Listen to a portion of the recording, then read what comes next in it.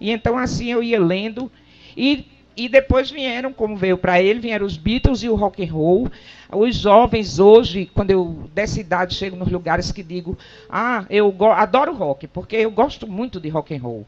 Eu não tenho muita ligação com o MPB, mas eu amo rock and roll. Aí o povo olha para mim, a senhora gosta de rock and roll? Eu digo, minha gente, ninguém tem mais direito de dizer que gosta de rock do que a minha geração, que se criou vendo em primeira mão os filmes que passavam no cinema, quando ainda não tinha televisão, de Elvis Presley.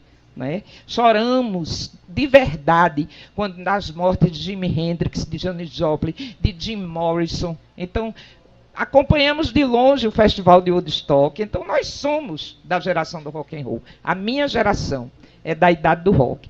Então, fui criada nesse mix de cultura pop e de literatura e de tudo que aparecia na minha frente, porque eu e meus irmãos fomos criados na liberdade. Na liberdade de experimentar e de conviver com todas as manifestações culturais. Depois eu vim aqui para Natal e estudei e sempre estou envolvida com atividades culturais. Tanto é que em 1990 eu abandonei completamente as minhas atividades na área da saúde, onde não abandonei porque não sabia desempenhar, não. Fui muito bem sucedida na área da saúde, publiquei muito, fazia palestras, viajava muito, eu trabalhava na área do aleitamento materno, não é? E então isso era muito requisitado na época, ainda é hoje. Eu abandonei porque a área das artes me chamava com mais força. E até hoje estou nela, e nela eu pretendo continuar enquanto vida e energia eu tiver. Hoje em dia, eu acho que ele perguntou o que era que a gente estava lendo, não foi? Eu estou lendo, descobri agora, eu tenho tenho 2 clubes aqui em Natal, organizados por mim. Um clube de leitura que funciona no Hospital do Coração há 1 ano e meio, no auditório do Hospital do Coração, uma reunião por mês. E tem um clube de leitura teatral para não atores, que é uma coisa muito legal, porque tem gente que quer ler teatro, mas não sabe como, nem é ator. Então, eu organizei uma galera que, uma vez por mês, se junta para ler uma peça de teatro sem a menor intenção de atuar. Então, eu descobri, de uns 2 anos para cá, a literatura portuguesa, a literatura dos novos escritores portugueses, que eu não conhecia. Apesar de todo mundo gostar muito do Mia Couto, acho que é porque ele é bonito, assim, é galã, a mulherada fica toda louca, mas eu gosto muito de um escritor português chamado Antônio Lobo Antunes, sujeito brabo, sarcástico, mal-humorado, que escreve muito bem. Eu gosto do Antônio Lobo Antunes e tenho lido bastante as escritoras africanas, as escritoras negras. Elas trazem uma visão de mundo que eu nunca tinha imaginado. Esta mulher branca, digamos assim, nunca tinha imaginado toda a riqueza e a força dessas escrituras. Então, a Chimamanda Adichie, por exemplo, autora de Bisco Roxo, a Paulina Chesiane, de O Alegre Canto da Perdiz, e tantas escritoras maravilhosas estão fazendo minha cabeça ultimamente. Em Natal, eu leio, sem poesia, eu quero citar uma poeta natalense de 19 anos de idade, Regina Azevedo. 3 livros publicados. Escreve desde os 13 anos. Tem 19 anos de idade. Leiam, por favor, Regina, que eu vou dizer, não conheço no Rio Grande do Norte uma poeta que nem Regina. Obrigado. Clotilde, agora Salizete, por favor. A gente fica até sem jeito, né? Mas eu quero agradecer a todos, principalmente o reencontro da gente da antiga Nobel, na pessoa de Aloísio, o convite. E se eu posso seguir a sequência, eu diria que, diferentemente dos outros, eu não tive livro em casa. Eu tinha mãe, pai, avô, avó, tinha vaca, leite no curral, mas não tinha livros. E eu ia para a farmácia da cidade, passei 12 anos morando no interior, no Vale do Açu, e eu ia para a farmácia da cidade esperar o almanaque da Biotônico Fontoura. E no almanaque da Biotônico Fontoura, eu me alfabetizei com os contos de Monteiro Lobato, com as curiosidades, com os segredos, com os signos, viu, Zé de Castro? E até com as adivinhações, Clotilde, que a gente fazia no São João. Depois que eu tive uma formação na área humanística, especialmente em letras, eu percebi que aquele almanaquezinho que ninguém dava valor, e que hoje eu adquiri um na estante virtual por R$150 só para guardar, porque é da minha infância, está dentro de um plástico, eu vejo, já com o olhar de profissional da área de linguística, que ele carrega todos os gêneros literários. E quem trabalha com gênero sabe. Carrega poesia, carrega o dito popular, carrega a crônica, o conto de Lobato, inclusive o Jabuti, o conto do Jabuti, depois é que eu entendi, porque o maior prêmio de literatura infanto-juvenil é Jabuti, de literatura em geral. De modo que as minhas leituras eram o livro didático, e a maior campanha do MEC, tem 86 anos, é a doação do livro didático. Começou com o livro de português. E aquele livro, primeiro de admissão que eu peguei, foi como Clarice Lispector, quando pegou Felicidade Clandestina, quando ela pegou o livro de Lobato, A Menina do Nariz Arrebitado. Quando eu peguei meu primeiro livro grande em casa, não era livro, era um amante. Ele ficava no meu peito, no meu ventre, na minha rede, na minha cama. E ali eu lia de Olavo Bilac, a Manel Bandeira, e fui me apaixonando por essa veia da leitura. E a outra experiência que eu tenho para dizer, depois vim morar em Natal e as coisas melhoraram. Era capital, era metrópole, né? E a gente ia tendo a biblioteca da escola. E eu sempre fui muito frequentadora da biblioteca por não poder comprar livro. Ou então ia para as livrarias. Muitas vezes ficava lendo ali no Hiper Bom Preço, que era perto de casa, um livro de Dostoiévski, todinho. Mas aí eu comprava um e lia outro. De forma que eu acho que a leitura ensina a gente a pensar. Eu hoje curso filosofia. Clotilde não disse, mas eu sei que ela faz história. Nós voltamos à universidade numa outra vertente com prazer por essa fonte que se chama conhecimento. E aí eu sei que quem lê pensa. Quem pensa, questiona. Quem questiona, reflete, quem reflete, transforma. E o que eu mudei hoje na minha vida, inclusive socialmente falando, eu devo muito a esse esforço pela leitura. De ler desde a poesia às crônicas. E quando cheguei na sala de aula, eu tive muito medo da escola. Porque como aluna, a gente não se vê fora da ilha. A gente só pode ver a ilha se sair da ilha. Eu estava naquela escola e não sabia o papel da leitura. Mas quando eu fui ensinar, eu já fui com essa carga. Já tinha no sangue essa carga da leitura. E a minha preocupação era que os alunos lessem. Fiquei muito feliz de ver os alunos da Dinarte Marisa ali. Gostaria muito que eles tivessem uma oportunidade de falar. Minha vida foi dentro de escola.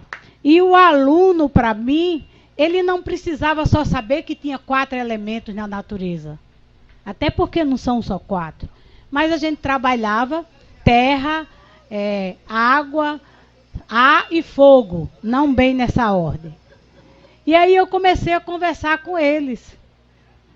E comecei o tempo.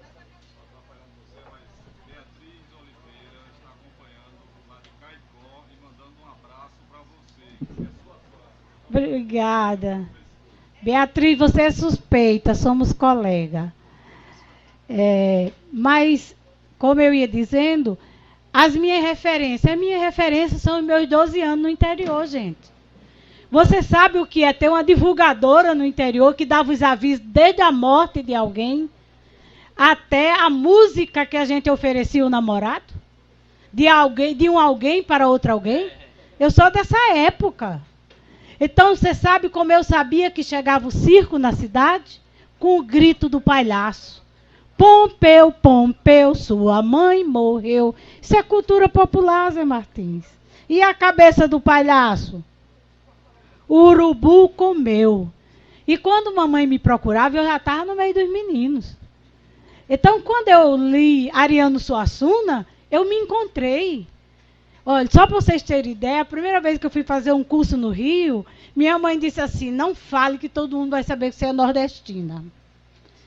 E eu fiquei calada uma semana. Depois eu descobri que a melhor linguagem era de Câmara Cascudo, era de Guimarães Rosa, lá em Minas, e era de Ariano Suassuna, tão nosso. Então eu comecei a dizer, sostou você não saber disso. Entendeu? Nada de coçar o nariz, era o pau da venta. E aí eu fui resgatando isso e fui levando para meus alunos.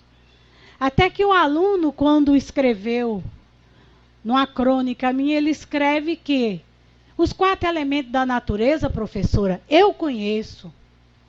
Eu estava até falando ali para o nosso amigo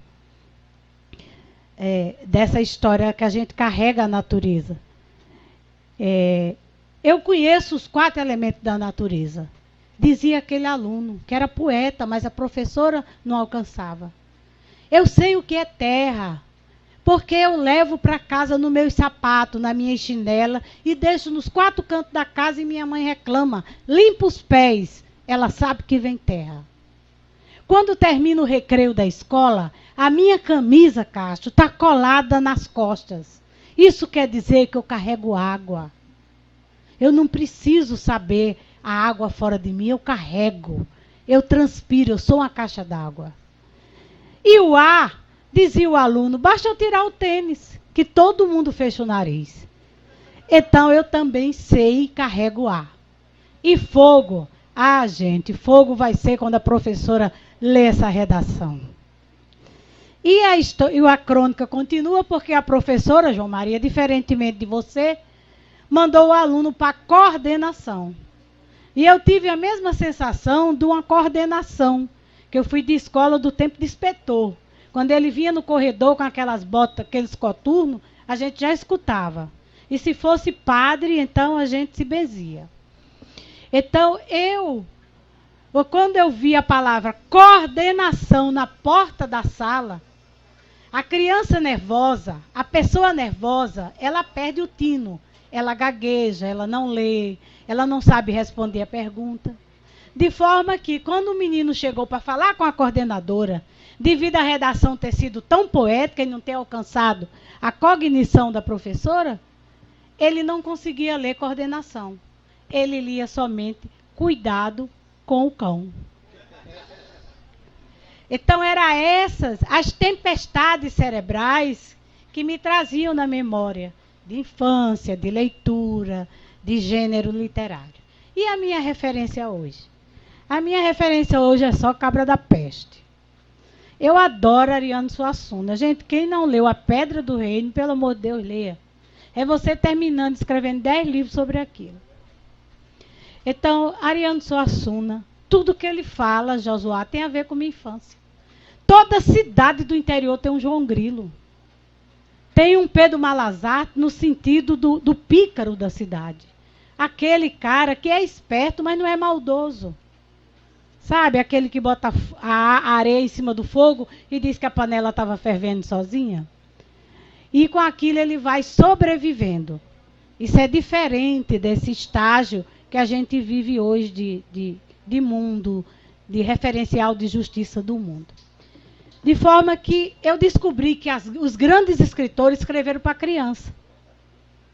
E aí eles se apossaram, se apropriaram de uma coisa chamada metáfora. Sem a metáfora, Damião, não há poesia.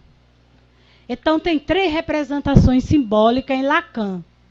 A real, que é a de vida que a gente carrega. A vaca que meu avô criava não era por estimação. Era pelos derivados que ela dava, leite, queijo, manteiga, coalhada. A galinha que minha avó criava não era por estimação. Ela tossia o pescoço no domingo e torrava. Não era estima, era pelo ovo, omelete, ovo frito, bolo. Então eu só tinha na minha infância uma cachorra, uma cadela, vira-lata, sem pets. Nunca ouvi falar em pet shop nessa época. E ela não carregava água como os jumentos do sítio, não dava leite, não dava ovo, não cantava como os galos de Campina, mas ela dava muito carrapato. Que não é importância para quem se gosta.